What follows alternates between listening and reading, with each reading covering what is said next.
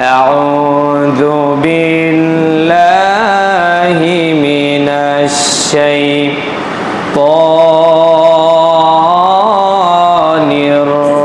الرجيم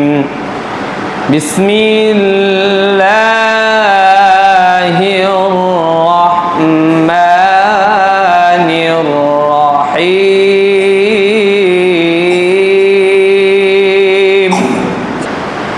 قد أفلح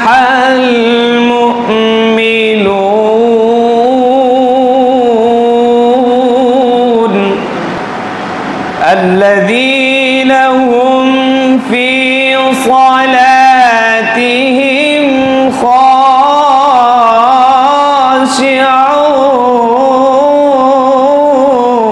خاشعون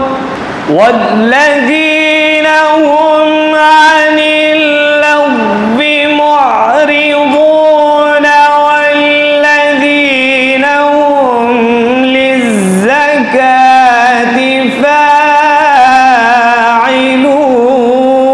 فاعلون والذين هم لفروجهم حافظون إلا على أزواجهم أو ما ملكت أيمانهم